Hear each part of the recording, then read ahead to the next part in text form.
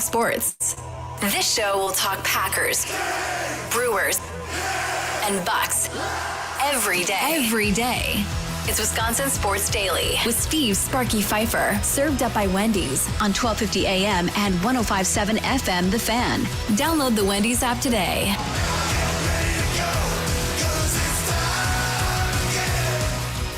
Welcome in. How are we doing? It is a beautiful day outside here on a Friday as we broadcast live from the 1250 AM and 105.7 FM The Fan Studios, powered by the Potawatomi Sportsbook. Steve Sparky Fifer here.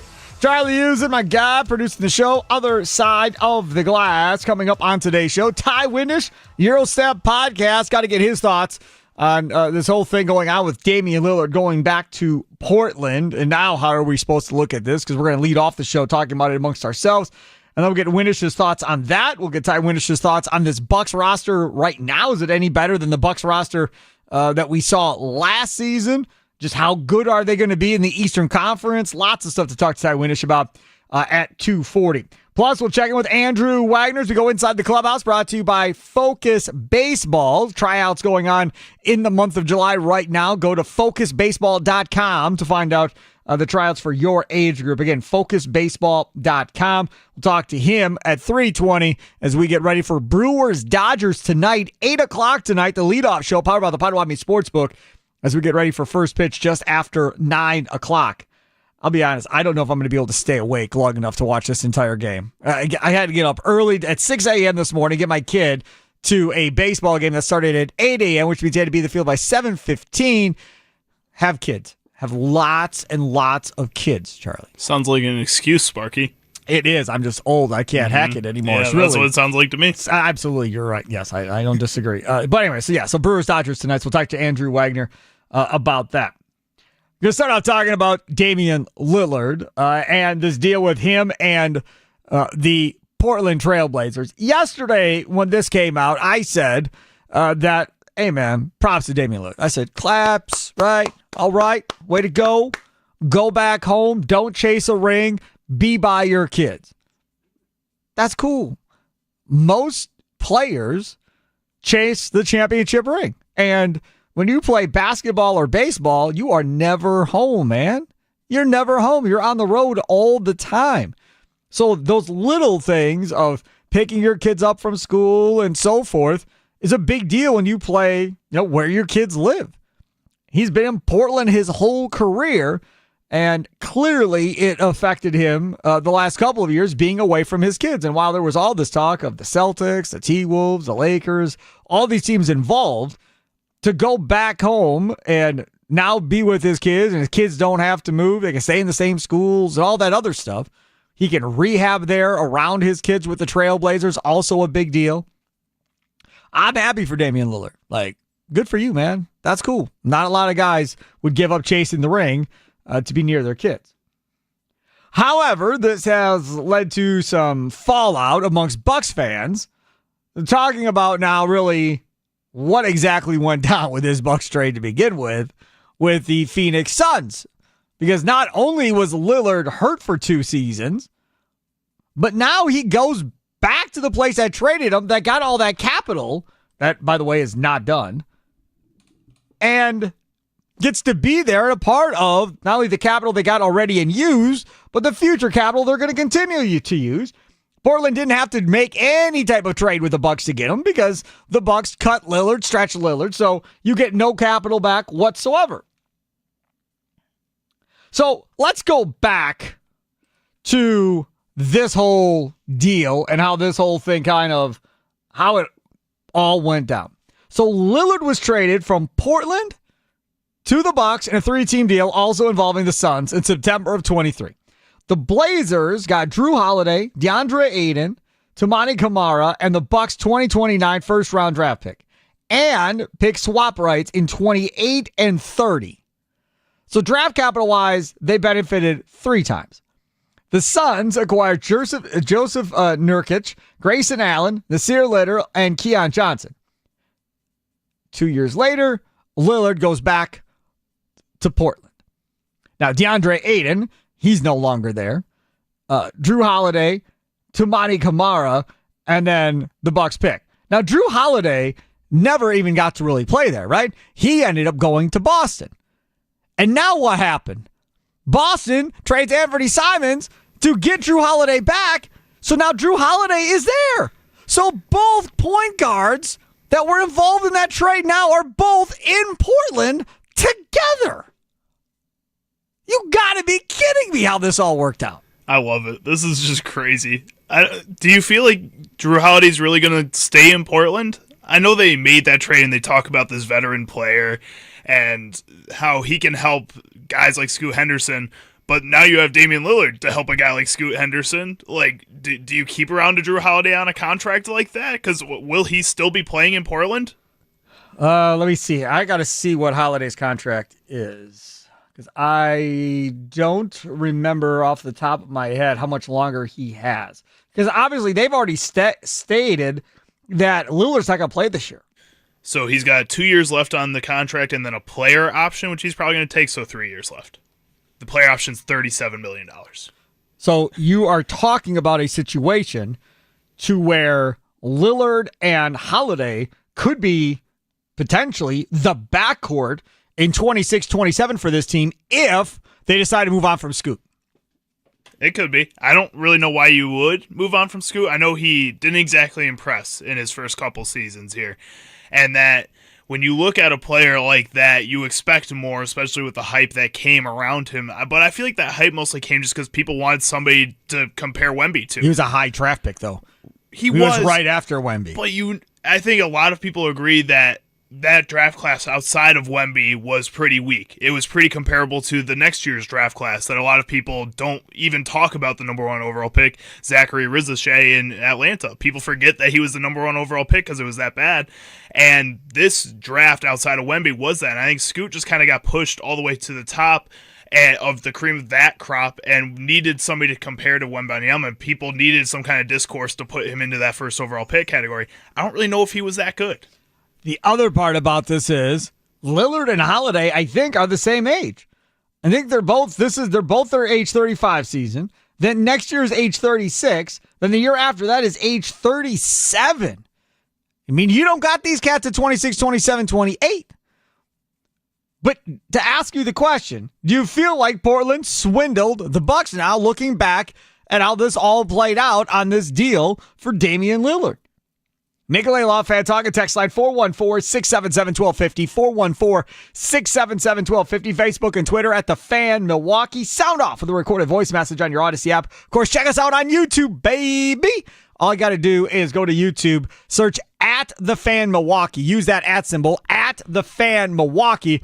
And you can watch us that way. And, of course, while you're there, if you're watching videos, if you're watching shorts, we're making shorts each day as well. Tommy and our guy Charlie do a great job with that. Like, subscribe, mail that fun stuff on the fan page, and we'd really appreciate it. I don't think they got swindled. Does it look bad? It looks bad. I'm not going to sit here and tell you it looks pretty. But there was no way, as I stated before, that you could have predicted that Lillard would be hurt in both playoff series in 2 years, right? There was no way you could predict that there was no way you could predict that Giannis would actually be healthy for the second one. You could predict that he'd be hurt for both of them because that has been his track record. So maybe if Lillard is healthy for that Pacers series, maybe they figure out a way to win. But that Pacers team went all the way to the finals. So maybe they still lose regardless if Lillard is healthy or not. I have no idea. But fact of the matter is, you never got to see them both play together. And that is not because he stunk. He got benched, right? That's not why. You didn't get to see them play together because dude couldn't stay healthy. He got a blood clot, for God's sakes. You want to start talking about bad luck and a cloud over your head, that's exactly what this whole thing turned out to be for Damian Lillard in Milwaukee. So I'm not going to look back at this and go, they got swindled. I'm not going to look back at this and go, oh, John Horst made a terrible deal. John Horst tried to take it up one level from where they had Drew Holiday to get a better score to go with Giannis because Middleton wasn't going in the right direction of his career either. So they wanted somebody that could be a true number 2. Now, after watching that fiasco last year, now John Horst thinks, we'll see, that they don't need a true number 2. Now they think they can do it with just a bunch of dudes that can shoot the three well, and that's enough when you have a guy as talented as Giannis and a rim protector like Miles Turner. We'll see if he's right or not. But if Lillard would have been healthy, this whole cockamamie idea that they came up with never, ever happens. But because Lillard was out of the blood clot and then hurt again, and they played well in his absence with pretty much the same roster, now they think they can do it for a full season and make it work going forward if they play this style of offense earlier in the season. So in some weird, screwed up way, they kind of benefited from the Lillard injury if this actually works going forward. I think they very much benefited from it. I think you learned that, like, the same thing I've been preaching this entire offseason. I think you learned that playing two different styles of basketball wasn't the right way of going about with this team. You need to realize that Giannis Antetokounmpo is one of the greatest players of all time. And that if you are going to have one of the greatest players of all time, you need to play his style of basketball through him. You can't keep trying to do all these things and give him a second superhero right next to him to take half the load. I know that's what you think needs to happen for a guy that takes as much as Giannis does, or does as much as Giannis does. At the same time, he needs to do that for this team to be as good as they are. You need everybody to be on the same page. And Damian Lillard, from the get-go, I just don't feel like, and I don't really think it was his fault, was ever on the same page mentally or on the court with this Bucks team. I don't really ever felt like he was here with Milwaukee. And I don't really think he knew that when he was leaving Portland. I do feel like that was a bad situation that he was growing frustrated with and wanted to get out of there. But once he left Portland, he realized he didn't really want to. He was too far away from his family. The staffs are different. The team is different. You have to rebuild all these different connections, which is something that a guy that was on Portland for as long as he was just wasn't going to happen. You can't teach old dogs new tricks. It's just not going to work that way. And then when you are trying to also force him to play a different style of basketball than he's played his whole career, or try to share the court with a different style of basketball, it's just not going to work out. I think the Bucks really swindled themselves in this. Portland didn't really do anything but give up on Damian Lillard in that experiment, if we're being honest. That's the other thing. They had to have a meeting, right? Chauncey Billups, the GM, whose name is slipping my mind, the GM, and Damian Lillard. Those three had a meeting at Lillard's house, apparently, and hashed everything out about how this whole thing went. Because if you remember, Lillard was hot to trot about going to the Miami Heat. He didn't want to go anywhere else. He wanted to go to the Miami Heat and play with Jimmy Butler and Adebayo and those guys. Who reportedly had no interest in him this time around. Yeah, because Butler's gone and that team is not in a position to do anything. So either way, so they had to mend that bridge as far as not trading where he wanted to go and doing whatever. And explain to him, I would assume, that, look, dude, we'll pay you more than you're worth because he's not worth $14 million hurt this year. So, okay, fine. We'll pay you this money. But you also have to understand that you're kind of being an assistant coach as much as you're going to be a player at this point. Like, if I'm them, I don't care what he gives me on the court. This has nothing to do with that. I want you at games while you're rehabbing and working with Scoot, the mental part of the game with Scoot, and having him understand what this is all about, the work ethic part and everything else. How blessed is Scoot right now, right? He is, if they keep Holiday, he is going to have two unbelievably great role models, mentors of how to play that position. Chauncey Billups is his head coach. Chauncey Billups too, but he's had Chauncey. I know, so at this but also point, he that still message has is, a good mentor for sure, a point guard. That message is in 1 year and out the other year by this point. So now he gets two new dudes who are currently playing that he's played against. You know, Chauncey's so old, he may never even have seen Chauncey play until he went on YouTube, right? You're laughing, but it may be. I knew who Chauncey Billups was. He's the same age as me. Did you watch him win a championship? No, I can't say it. Right. So that's what I'm saying. So from that perspective, now he gets two dudes that he knows. He watched Lillard growing up. He watched Holiday growing up, right? Lillard ain't going to help him with defense. Holiday will. And Scoot's athletic enough to play really good defense if he knows what the heck he's doing and if he wants to give the effort, which both, are questions. Does he really know what the heck he's doing? And B, is he giving as much effort on that side of the ball as on the offensive side of the ball? That's one thing we don't know, and we're about to find out. But if that experiment doesn't work, he's going to be gone. And then they'll just ride with Levettes, and they'll move on and figure out something else with the extra draft picks, the extra draft capital that they have. It's Wisconsin Sports Daily, served up by Wendy's, live from the fan studios, powered by the Potawatomi Sportsbook. Sparky here, Charlie Usen over there, other side of the glass. Ty Witness, Eurostep Podcast. We'll talk more about this. Plus, we'll talk about this Bucks roster. Is it better than we had last year? How does this team stack up with the rest of the East in his mind? That comes up at 2:40. Potawatomi Sportsbook is the place to be. 2,000 square foot center screen. 6,500 square feet overall of goodness at the Potawatomi Sportsbook. 2 levels. You can rent that second level if you want for small parties, business functions, meetings, whatever. They have it there available if you'd like to. It's got its own private elevator. They have somebody in front of the private elevator so you're not bothered by random dudes just coming up and down on that elevator. So that's a cool thing. Potawatomi Sportsbook Kitchen. All kinds of delicious food, including an all-day brunch. Homemade pastries and desserts made on premise every day at the Potawatomi Hotel Casino. 48 beers on tap. A dozen different specialty cocktails. Gambling kiosks right when you walk off the skywalk. The Potawatomi Hotel Casino, right across from Rock in Brew, a Kiss-themed, the band Kiss, right, the group. It's a Kiss theme inspired bar, family friendly, kids meals, personal pizzas, all that fun stuff. Very cool place to go check out and watch your favorite sporting event or whatever the case may be.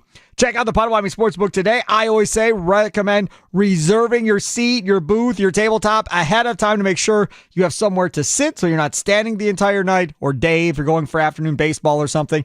All you have to do is go to Potawatomi.com/sportsbook. Potawatomi.com/sportsbook. Up next, we'll get into some Brewers baseball.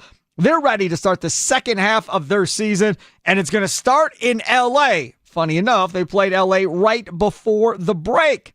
We'll talk about that coming up next here on Wisconsin Sports Daily, served up by Wendy's. Time up for your fan weather forecast, 75 degrees. Partly cloudy skies right now. Looks like clear skies throughout the rest of the evening, which is a nice thing. A low of 64.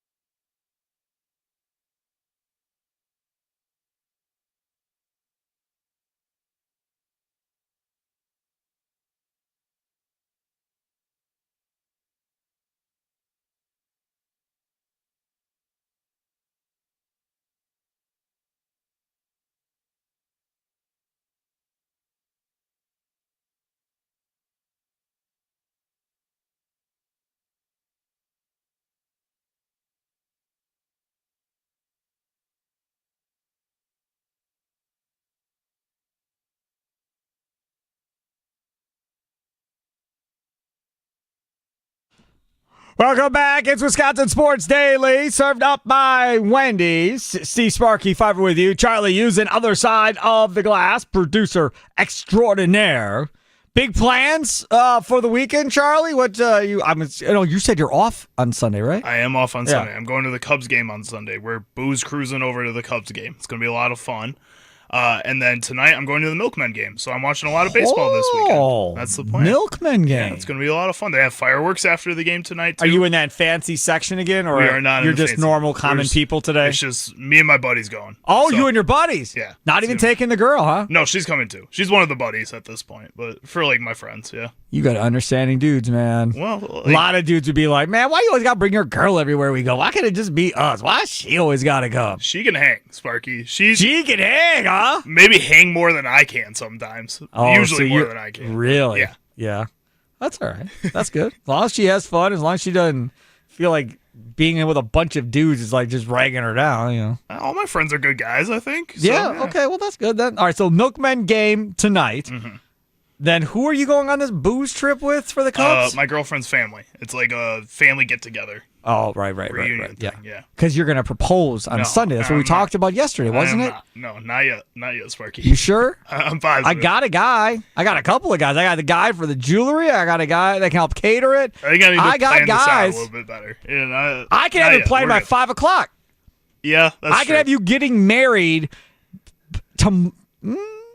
I could probably have you getting married by Sunday night, 5 o'clock. I bet you I can have this all put together. I'm good. Thank you, though. Are you sure? I appreciate that. Yeah, I think I'll survive. I can help. Just let me know. Well, one day, maybe. One day. I mean, Rami Magaloff just got married. If he got married, you certainly should think about it. I'll be fine. It took Rami forever to get there, too. So let's not aspire to be like Rami when it comes to waiting to get married, shall we? Let's not make that the aspiration in life. Okay, so the last time the Brewers saw the Dodgers, this is kind of how the whole thing went. Vaughn breaks his bat. That's going to get down. Here comes Collins. He will score. Durbin in the third. Andrew Vaughn delivers in the clutch. We're tied at 2. Can he be this good for the whole second half? Can he be this good? I'm not saying he has to have an RBI every game, but damn, if this dude hits like, I don't know, 275 with like 8 to 10 homers in the second half, that would be amazing for this lineup. That would be pretty cool. I'd be pretty excited. And also then maybe that makes a guy like Jake Bauers a little expendable on the trade market. Yes. That would make Tommy Wirtz cry. So do not bring that up. We talked about it on a Wisconsin Sports Weekend this past Saturday. I brought it up to him. I said he filled in for Jack Pembroke, and you try to make the man cry on the show. Try to make that is remarkably cruel. He gloated in my face when Vinny Capra got traded. So, that's right. I forgot about that. Yeah. Charlie was a Vinny Capra guy. So these two guys like rooting for the underdogs, we'll call them, and hoping they do well because I just don't like any of them. So these two both like rooting for underdogs. All right, so that happened in the 9th inning with our guy Andrew Vaughn, and then the 10th inning. There's a 1-0. Churio, base hit! Ball game! Freeland scores! And the Brewers win! They sweep the Dodgers!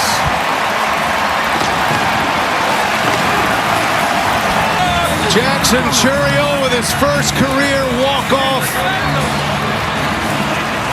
And he makes a winner out of the Brew Crew, sending the Dodgers to their 6th straight loss. It was beautiful. And then after that, they get the Nationals. They sweep the Nationals, and they're rolling going into the All-Star break. Highlights courtesy of FanDuel Sports Network. BA on the call, Brian Anderson.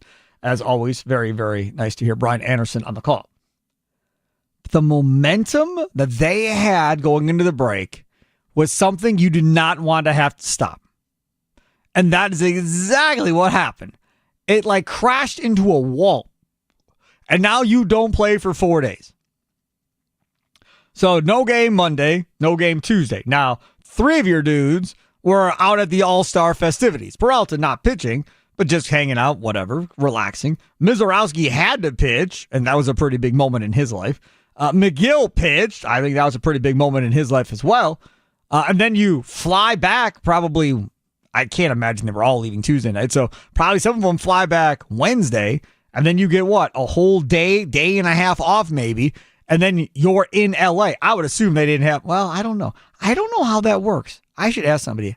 I would assume they don't make them fly back to Milwaukee, but maybe they do. Maybe they make them fly back to Milwaukee, get on a team charter, and fly to L.A. I would assume that's probably what they do, which seems kind of stupid. Like, we'll just meet you in L.A., but I guess from a team perspective, you don't want to take the chance of guys not being there or whatever, so you want to make sure they're on the plane together. So then you fly halfway across the country to L.A., and then you start the series tonight against the Dodgers. Again, leadoff show powered by the Potawatomi Sportsbook tonight at 8 o'clock. Going into that last Dodgers series before the All-Star break, Charlie and I were having a conversation about really what the expectation should be. What are we looking at here? And I was like, man, just get one win. Whatever happens, just don't get swept and ruin how well you've been playing, right? This is going to be a tough series. Mizorowski's going to have to pitch in this series, so just at least get one win of the three. Well, that didn't happen. They ended up sweeping the Los Angeles Dodgers. And then they sweep the Nationals. How different are you feeling about this Brewers team going into this Dodgers series now versus how you were feeling about them going in right before the All-Star break? Now, remember, pitching-wise, it's not exactly your best. You're rolling Priester out there tonight, Peralta tomorrow, which is your best, and then Quintana after that. Quintana is going to have to face him a second time. Mizorowski and Woodruff avoid having to see him a second time, which is fine. I would prefer Mizorowski not have to face the Dodgers a second time at this point.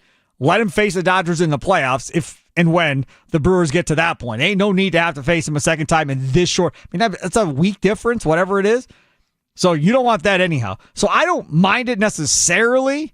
Priester worries me. Quintana's second time worries me. I feel like Peralta will be fine in game 2. I think going into this series, it's in L.A. I got the same thing, man. I want one. I know it's loser talk. You're rolling on a big winning streak here. 7-game winning streak or whatever. And it's loser talk off a 7-game winning streak to go, I'd like to have one of the next 3. I get it. But I just think something has to come into play here with that All-Star break stopping stuff. And whether or not they can pick up that momentum again, we'll have to wait and see. Nicolay Law Fan Talking text line. What about you? 414-677-1250. 414-677-1250. Facebook and Twitter at The Fan Milwaukee. Sound off with a recorded voice message on the Odyssey app. Charlie Usen, what do you think? You got to win the series. You got to win 2. I don't care. Man, this team has been so much fun, and they've gotten my hopes up over the course of the past couple months here, and that last stretch there showed me that they can do it. This pitching staff is legit. I don't care if Quinn Priester is your number 5 starter. He's been great this season. He's 7-2 with a 3.55 ERA, Woo! Man. He's been good. Quintana has balls. If it works, it works. Yeah, so I'm good. That's what you want. Ground ball pitcher is good. Exactly. Fine, yeah. Jose Quintana is going out here and basically just trying to sell himself to every other team in the league. I think he's really on the trade block. I hope that's what that is. It's got to be. And if he's going to be doing that, then keep giving him that stage, man. Let him go out there and just ball out. And I think Freddie Peralta is trying to prove that he is that ace. I think he's trying to prove to the Brewers that he can be around here and help out. No. Come on. He's been awesome this season. No, you got it wrong. I'll help you, young buck. I'll help you. Freddie Peralta's trying to get paid, man. He ain't trying to prove that's how Brewers. You get paid. That's how you get paid. He's trying to increase the size of his next contract. He's trying to get paid. Freddie Peralta for the last 2, 3, 4 years trying to prove it. Freddie Peralta's out like, I want my money. Pay me my money. That's what this is now. He's balling out. It's not even a contract year. He might go win the Cy Young next year in a contract year. I mean, this dude is legit right now. I think that prior to this season, a lot of Brewers fans, and I would assume a lot of people outside of the Brewers organization and other organizations, look at a guy like Freddie Peralta and say he probably wasn't worth ace money. Right now this season, he's proving that he's worth ace money. And I think if you want to get paid the way Freddie Peralta wants to get paid, you have to prove that you are that ace for an entire season. He's done it for half a season now, and it hasn't been the same old Jekyll and Hyde that he's been prior to this. Last year, that's what I called him all season, because that's what he was. He'd pitch 3 really good games and then have 3 really bad games in a row. He's just been really good, man. And if he can keep that up for a second half of the season here and also start it off by beating the Los Angeles Dodgers in the first series of the season, I think he can go out there and prove that he's worth that ace type of money. Let's talk about that for a second, shall we? You don't mind talking about this Peralta money? Yeah. I know it's not scheduled, but I'm curious. Zach Wheeler, average salary, okay, or what his salary is, $42 million Zach Wheeler's making this year. That's a lot of money. Jacob deGrom is making $40 million this year. Now, think about what I just said, by the way. Zach Wheeler's making $42 million, pretty much what TJ Watt's going to make this year. Just TJ Watt's going to play 17 games. Zach Wheeler does more than that.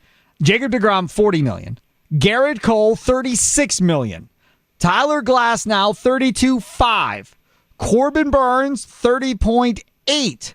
Blake Snell, he's coming off injury, $28.4. Shohei Ohtani, $28.2. Carlos Rodon, $27.8. Jack Flaherty, $25. Sonny Gray, $25. Robbie Ray, $25. That's top 9 technically, with 3 guys tied for 9. So it's a little bit more than that. Now, is he in that range, or should I keep going? I think you got to keep going a little bit. So lower, he's going to get less money than Sonny Gray, you think? I think so. Okay. Yeah. Aaron Nola, $24.5. Luis Castillo of the Mariners, $24.1. Kevin Gausman, $23. Jordan Montgomery, overpaid, $22.5. Nathan Eovaldi, overpaid, $22.1. Chris Bassett, $22. Chris Sale, $22. Pablo Lopez of the Twins, $21.7. I think when you look at that list of guys, that second list you just had there, that was a lot of guys that, outside of a Chris Sale who's had the injuries, and I think that's why he's a little lower in the payroll. All those guys have had one really good season and then have been okay to not great outside of that one really good season. Fair. I think that's kind of where Freddie Peralta falls and where people are looking at him if he finishes out after the season. So it's somewhere in the area of 21 to 23 million. That's a pretty good paycheck still, man. A paycheck that the Brewers are not going to give him. That's 5 at 100. Mm-hmm. 5 at 100 is what they always offer guys, right? But are you willing to give a guy who is, how old is Peralta? Is he 30, 31, somewhere in that area? Let me see. I mean, if he's 30 years old, then you're talking about 5 years. That's 35, 36 years old before this. He's 29. Yeah. When's his birthday? Is he going to turn 30 this year? June 4th. So you're already 29. So he'll be a free agent after next year at age 30. So if you give him a 5-year deal, then he'll pitch through his age 35 season. Do we feel confident that Freddie Peralta can give you that type of deal, that type of numbers like he's giving you right now, all the way through age 35 season, or at least through 3 of the 5 years?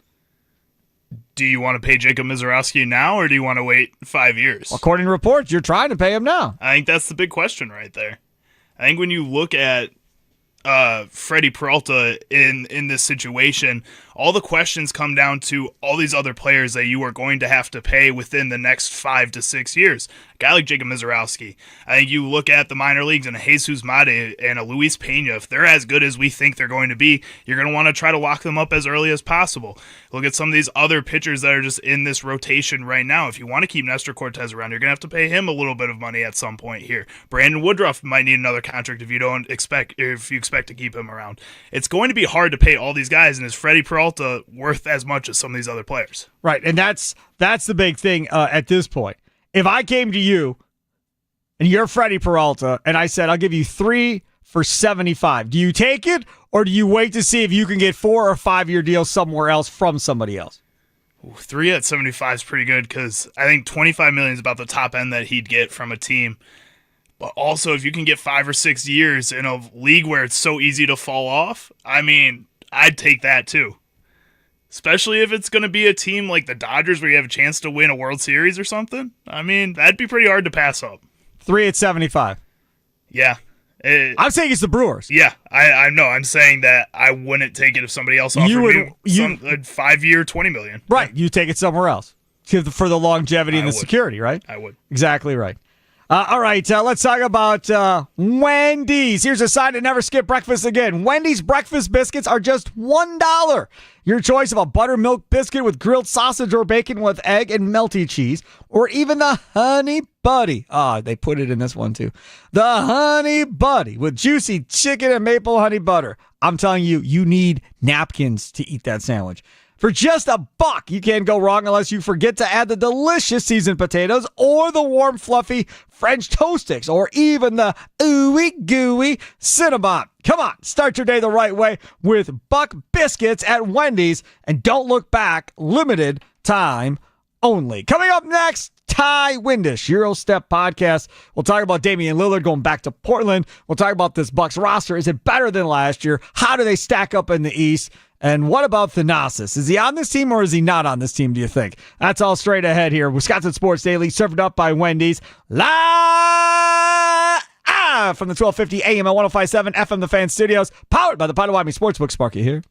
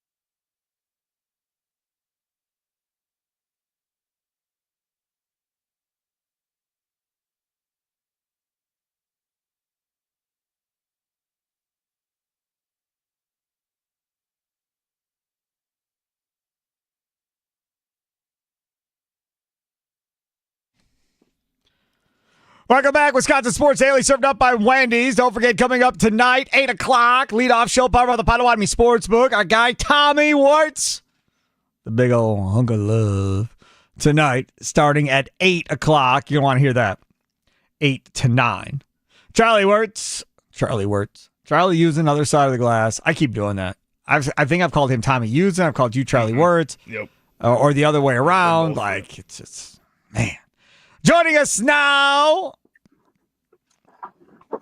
on the Fan Guest Hotline, powered by Gruber Law. He is Ty Windish of the Eurostep Podcast. Follow him on Twitter at Ty Windish. See his pretty face on YouTube at The Fan Milwaukee. As we stream all of our local shows now. This is the completion of week 4 for this. At The Fan Milwaukee on YouTube. We got shorts, got past interviews and shows up there. Plus, we live stream all of our local shows, including Wisconsin Sports Weekend, Saturday mornings, 9 to 11 with Charlie Usen and Jack Pembroke. You can catch that tomorrow morning. Ty, thanks for joining us, man. How you doing? Doing great. Hold on, I got to turn you up. All right, go ahead. When I get the call to join Steve Sparky Fifer on a Friday, it's a great day. Bucks Summer League, last game in a few hours. Nothing could be better. Thank you for having me. Well, I appreciate the love. However, I'd like to keep it there, but we're going to have to rewind to the last topic, apparently, because apparently Charlie said you had thoughts in YouTube about Freddie Peralta, who we were just talking about. So by all means, Ty Windish, express your thoughts on Freddie Peralta. Yeah, I don't think they're going to pay a pitcher to pitch in his 30s with the way they bring in random guys. I mean, Quinn Priester. Who thought Quinn Priester was going to be good? They just pluck these random guys. Obviously, the Miz is going to be the foundational piece their staff is built around, and they never. I mean, we saw with Burns, like Woodruff. I think that mutual option for $20 million. I don't think there's going to be a mutual pickup on that one, even if he does pitch pretty well. I think in the winter it wouldn't shock me if he found a new team, maybe next deadline. But I hope they keep him for this run because he does have that pretty cheap option coming up. But I don't think they're going to pay. And I will say this: I will be anymore. Yeah, I understand. Yeah, I understand what you're saying. I will be interested if they move Peralta in the winter, because they're not moving him at the deadline. But if they were to move him in the winter, I just wonder how big of a haul they're going to get back for Freddie Peralta, and how much of it will be pitching, or will they be looking for bats more than they're looking for pitching when they go to move Peralta this winter? Yeah, I mean, I think that's a good point, right? Maybe try and get one of the corners spots you're looking for, or whatever it is by that point. Yep. And listen, I think maybe they just keep him. Maybe they're just good and they like having him and they keep him, and he ends up walking in free agency like Willie Adames, and Prince Fielder. I think that's more likely than the re-signing. I'm not saying they'll for sure trade him in the winter. To me, that seems like a likely path. Maybe they just ride with him and they try to re-sign him, and it goes like Willie, right? Where the Brewers go, like you said, here's our reasonable 3-year offer, and then some team who has deep pockets and really wants another starter goes, all right, here's 5 years, 100-some million, and he leaves, and I wouldn't even be that mad at it because they'll backfill the spot. They always do. Think about it. If he were to leave, and I brought Ty on to talk about the Bucks, but we're still on the Brewers. Think about it. If they said, okay, Freddie, you're gone, we don't get a pitcher back necessarily, right? So now all of a sudden you look at what you have. Let's say they trade Quintana and they keep Cortez. Then all of a sudden you're looking at Mizorowski, say Cortez, Logan Henderson, Patrick, and Priester. Those are your 5 going into next year on opening day. And if we're being honest, I'd be fine with that. I'm okay with that starting 5. Yeah, and that's before they find some other vet on like a $4 million deal with a fake mutual option the next year, and they get 3.5 ERA ball out of him. After the Willie thing and the way he's hit with the Giants, I just can't question anymore. Like, they're obviously cheap. I'm not saying they're not cheap. I'm not trying to carry water. They just so happen to be right most of the time. They're cheap, and the players they don't want to pay end up not being quote unquote worth it for the new teams, whether it's Willie, whether it's Devin, whether it's Corbin, whether it's injuries or just play, and they just keep winning. So I'm just going to tune into the games. I'm not going to analyze the front office anymore outside of just going, yeah, sure, this guy has a 19 ERA, but he's going to come here and have 2.5 ERA and leave and have a 19 ERA. Why not? Whatever. That works for me. Ty Windish, blind loyalty to the Brewers front office. Ty Windish, Yo Step Podcast. Follow him on Twitter at Ty Windish. Are you in the same boat with John Horst and the Milwaukee Bucks, my friend? Pulling rabbits out of the hat left and right. Gets Holiday, gets Lillard, figures out a way to get Miles Turner. Stretch and cuts Lillard. Nobody saw that one coming either at the end of the day. Where are you with your loyalty to John Horst? Because he said in that piece with Eric Namo of The Athletic, hey, man, it's all about maximizing Giannis's prime. We talked about it yesterday. Like, I think he's done a great job trying to maximize Giannis's prime and trying to keep them in a position to compete for something of legitimacy year in and year out through Giannis's prime so far. Yeah, I think they're, of the 2020s or the last 10 years, whatever the metric is, they're one of the 3 or so winningest teams in the NBA. And as you look at around the league, it's just really hard to do that year in and year out, even when you do have the great start of having Giannis as the foundation. And my thing with Horst has always been, does he win every trade? Certainly not. Is he right every time? No. It's pretty rare, though, that at the time of the move being made, I sit here and go, oh, I think that's just plain stupid. Like, I think that's wrong. I think that's dumb. I'm usually like, yeah, this is risky, but it's always been the same deal. And he said this at the Turner press conference. If like no one would say we're not aggressive. Like, he was asked like, does the East being open change how you feel? He's like, no, we have Giannis. We think we have the best guy in the world. Like, we're going to go try and win. And as a fan, that's exactly the mentality you want, I think, your front office to have. I don't care about their cap outlook in 2028. Giannis is 30 right now. And I think maximizing another prime year or two of him versus carrying Dame's, basically just cap hit this year, and then maybe he can play next year and he's good, maybe not. Maybe you have to trade him. They're just not a team who does maybes. And I think about Philly, who put Embiid through that gap year and all that to sign Paul George, which has been a disaster. And we don't know if he's going to have another prime season. Obviously, Giannis has been much healthier than Joel Embiid, but I get the logic of just saying we're not going to do a gap year ever. And we'll take some hit later on the draft and the cap, but we're going to bring in talent. We're going to lean into a new style that I think really worked for them last year. It feels like they're very cognizant of, this younger, stretchier, more open floor point Giannis thing. Like this, we had good result with this against Indiana, against Minnesota, Detroit late in the year. So yeah, I like what they're doing. I'd relatively loyal. I think another trade to get a true small forward would make sense, but I think they can enter the season like this, and I think they're going to be a darn good team. Okay, so this is the thing. And I understand we're going to have point forward Giannis, and he's just going to drive and kick till, his hands fall off. And hopefully if this team, shoots top 3 in percentage and top 10 in attempts like John Horst wants, they score enough to win and so forth. I challenge you, go find me another team where you have a star player and the second player isn't scoring at least 20 points a night. Like, to me, that is a big, big challenge for this Milwaukee Bucks team if they don't find another scorer. Because Miles Turner, okay, let's say he averages 17, somewhere in that area. And then what? What after that? You got a bunch of guys that can average 10, 12, maybe 13 or 14. Is that enough to win a championship in today's NBA? Because we have not seen that work since I don't know when. I don't know who even the last team would be. Well, the team that represented the East in the finals last year would be one of them. Tyrese came in just below 20 points per game. I think Siakam was above it. Was just over. Siakam was? Well, yeah, we looked at the Pacers yesterday, correct? Okay, so yeah, so they were pretty close, Turner's old team there. And then I would say the Thunder were right on the border too. Jalen Williams was 21.6 per game. What did I say? 1 second. I think 15. It was... I want to say the Pacers had seven players at 10 points or more on that team last year. 7. And OKC was pretty close to that too. If you look at it, they had 7. I don't know if there's maybe no, these are all guys who really played. They had 7 also who scored average in double figures per game in scoring. I think that's going to be the Bucks model, is distributing it a little more. Obviously, they have a scorer on par with OKC's in Shea, who was the best offensive player in the league last year, best scorer at least, and better than anyone Indiana had. And then it's, can we get 10 each from Kevin Porter Jr., Gary Trent Jr., who I think is probably going to be in the teens. Maybe he will be your second leading scorer. Turner, Portis off the bench, maybe Kuzma, maybe Prince in that range. Green, you'd hope, is a double-digit scorer. Rollins potentially, Cole Anthony potentially.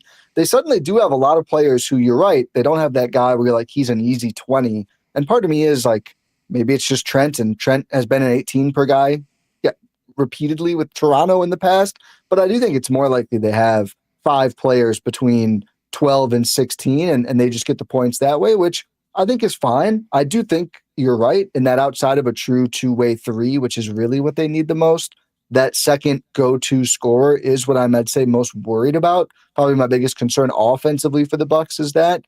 But they have a lot of players who can get their own shot to a degree, and they're going to have Giannis out there in high leverage situations, which makes that easier. So I don't think they necessarily need that, but it would have been nice if Bradley Beal didn't say no to the Milwaukee for a worse situation for the second time in a row. He wants to be with the senior citizen club and with the Clippers. The other thing about this is when Damian Lillard got acquired by the Bucks, everybody was like, "Oh, he's an orange cone. People just run around him each way, one way or the other. He's horrible defensively." Okay, fine. As you look now at this guard position, how much better are they defensively at the guard position by adding Cole Anthony with what they have? Yeah, that's what I said on the show this week, is I think Cole, is like a net neutral defender. But if you look at who they're going to have out there most of the game, and crucially in crunch time, high leverage situations, it really feels like they're leaning into this new NBA thing of it's not about your best link defensively, it's about your weakest link. As now the game has changed so much that it's so perimeter focused, teams can hunt those switches and just pick on players. Like we saw the whole Eastern playoffs, every single round was somebody picking on a guard. And I think the Bucks have kind of moved out of that. I mean, certainly teams will still go after a Kevin Porter Jr. or a Gary Trent when they're out there. But I think those players just have a much higher ceiling defensively than Dame, who I thought most of the time fought, but there's just clear limitations with a guy doing that much offensively and just at his height and frame.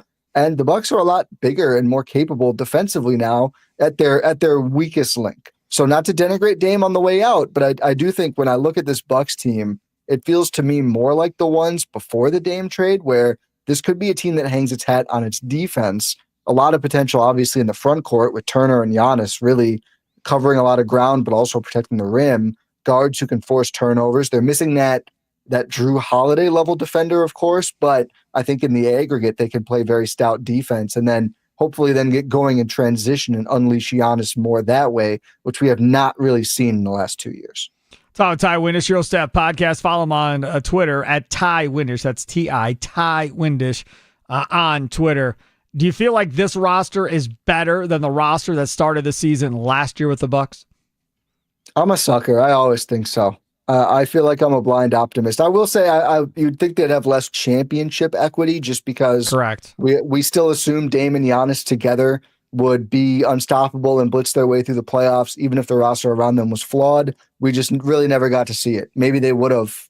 We saw it for like Dame hobbled for parts of 2 games, I think, or parts of 3 games, barely the 3rd game. So you would say lower based on that, but I think floor wise and just knowing that Dame and Giannis, they scored a lot together. You look at like the efficiency numbers with both on the court. Last year, they netted out better with just Giannis than with Dame and Giannis.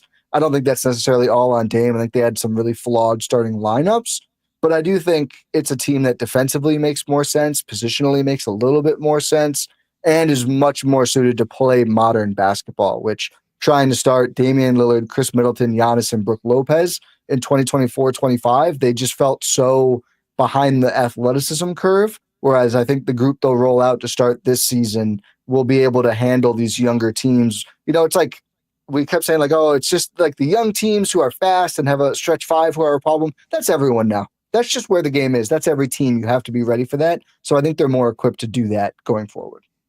Ty, where does Thanasis end up? How does this team stack up in the East? Yeah, pretty interesting that they signed Chris Livingston when they did. I wonder if there was someone sniffing around him, like another team. I mean, Summer League not technically over yet, and that does technically fill out their roster, right? That's the 15th spot, but Andre Jackson Jr.'s guarantee date pushed back to the regular season in exchange for, I think, $800,000 of the $2-ish million up front or guaranteed. It sounds like Thanasis is going to be coming back based on a report from Mark Stein. I'm certainly open to that. I think he does bring them a lot locker room wise, and you just run down all the players they've added and retained this year. I don't see much of a role for Andre Jackson Jr. on the court. We'll see. Maybe there is one, but they pretty much went away from him, Doc Rivers and the staff, as soon as Kuzma arrived. And there's just a lot of other players right now. So if it's going to help keep Giannis, if it's going to get everyone focused and hype, and it did seem like they had some issues with that since losing Thanasis, I have no issue if they do bring him back once again. I'd rather make him an assistant coach, but regardless. I mean, yeah, if he wants to do that, that's great, but they don't make $2 million, unfortunately. I guess he could. He can. Yeah. He's Giannis' brother. Yeah, he can. Sure. He made the highest paid assistant coach in the NBA. I don't care. I just don't want to waste a roster spot. Okay, one other thing, that is Damian Lillard. And we asked earlier, do you feel like Portland swindled the Bucks now looking back at this whole thing? I still say no. You didn't know he was going to get hurt for 2 years. The fact that he goes back to Portland, I'm happy for him. Like, be close to your kids, screw the championship thing. You realize now you don't want to be away from your kids, which I completely respect as a parent. So I get that as well. And from the Bucks standpoint, he's not in the East. He's not going to beat you in the playoffs and cost you a chance to go to the title. I mean, if he ends up in Boston with Tatum and they beat you in 2 years or 3 years from going to the finals, then it looks really horrible. But in this situation, he's never going to come back to burn you, per se. So I'm still okay with it. Bad luck with him getting hurt. It is what it is, but I still don't feel bad about that trade. No, it's like I mentioned earlier. Like, I think at the time it was impossible really to argue that wasn't the right move because we just saw the half-court offense was such an issue. I think that the sin was not building better teams around them. But again, how much does a better two-way two-guard matter if Dame and Giannis never play the playoffs together? Probably not that much. They still should have done better though. But no, I don't think the Bucks got swindled. I think some of the massaging of Portland's maneuver here has been greatly oversold. A team that lost like 100 games combined the last 2 years. Also, Anthony Simons goes out to bring in Drew Holiday, which is kind of being left off of some of the accounting, which I find interesting. And those two guys are going to be a combined age of 72 the first time they play together next season, if they're both even on the team by that point. So I think it's fine that he's going to Portland. I agree with you. That's the best case for the Bucks. Also, they get a little bit of luxury tax set off the next 2 years, which won't be a huge deal, but it's nice. I would have hated Boston. I wouldn't have enjoyed Miami. Portland is fine. Go be with the family, help hopefully this next generation. It gets a little weird if next season they have Dame, Andrew, and Scoot Henderson and Shaden Sharp and some of these other young guys, but whatever, they'll figure that out. But no ill will toward Dame, and I do not think Portland swindled, to be clear, given Dame left relatively healthy and is coming back on a torn Achilles. You think this Bucks team is top 4 team in the East right now? Yeah, that's been my position. I think they have home court in the first round, probably only the first round. I don't think they would be 1 or 2 by any means, maybe not even 3. I think they'll be in the pack there with, Orlando and Atlanta battling those 2 teams for that last home court spot. It's Ty Windish, Euro Step Podcast. Follow him on Twitter at Ty Windish. What can people find over at your podcast network? Really fun episode this week. I did a solo pod earlier, but then I had Camille Davis from Locked On Bucks, Pack a Day. She's great. We did a long pod just yesterday going over really the whole roster, some of our big questions, big talking points, building around Point Giannis. So that's the big one this week. Then Rohan and I will be back next week with whatever's going on at that point. Always something new, it seems like, in Bucks land. Where's that fool at walking around on grass taking videos of himself? Where was he at? See, at Petco? Petco Park. Petco. Yeah, that's where he was. He's on a side quest right now. It's why, and it's funny because he loves Cole Anthony, and he hasn't been able to. He's like bursting at the seams, I think, to pod about Cole Anthony. Well, but we'll do that next week. I know everyone's looking for that. I don't love Cole Anthony. When that thing got announced, I went, yuck. That was the quote tweet that I had over Shams Charania. And my main point was, and it doesn't look like it's going to happen, my main point was, there's a reason why that dude didn't start outside of 1 year in Orlando. Because that is not a starting point guard. He is a guard. He is not somebody that's going to make a bunch of people better around him or anything of the sort. He wants to score the basketball. That's what he wants to do. So, being a guy where Giannis is running offense and he can throw up 14 points a night, I think that fits Cole Anthony just fine. And then if you want to press up on the guy coming up the court and use Cole Anthony in that way and expend some of his energy, that works fine for me too. But playing him as a traditional starting point guard, I am out on that, Ty Windish. I don't think he's going to be the starter. I think he is brought in expressly to be that bench gunner. And I'm actually thinking now, like, could he and Portis be a version of what the Clippers had with Lou Williams and Montrezl Harrell a few years back and just let those guys carry the offense? Because that's the big question, right? Like when Giannis sits, who scores the ball? I think he's another answer. I don't think he's going to. I think it's going to be I think it's almost certainly Kevin Porter Jr., maybe Ryan Rollins. I think Cole Anthony is brought in for a different role and really well qualified at that salary for that role, given how much he played for Orlando the last several years. There he is, Ty Windish, Show Step Podcast. Follow him on Twitter at Ty Windish. Thank you so much, my friend. Enjoy your weekend. Yep, thank you. Will do. You bet you take care. There he is, Ty Windish, Fan Guest Hotline, powered by Gruber Law. One call, that's all. And good stuff, as always, from Ty Windish. Coming up in the next hour, Andrew Wagner. We go inside the clubhouse, brought to you by Focus Baseball. Forbes Sports Brewers writers. We get ready for Brewers-Dodgers tonight. Just first pitch just after 9 o'clock. 8 o'clock leadoff show, powered by the Potawatomi Sportsbook with Tommy Wirtz. Charlie Sounds of the day at 3:40. But coming up next, Jacob Morley was on the Pack-A-Day radio show earlier today, talking about a poll question that he had put up that had Tommy Wirtz outraged by the response by Packer fans. We'll discuss that straight ahead. It's Wisconsin Sports Daily, served up by Wendy's, live from the 1250 AM and 105.7 FM The Fan Studios, powered by the Potawatomi Sportsbook. Sparky here.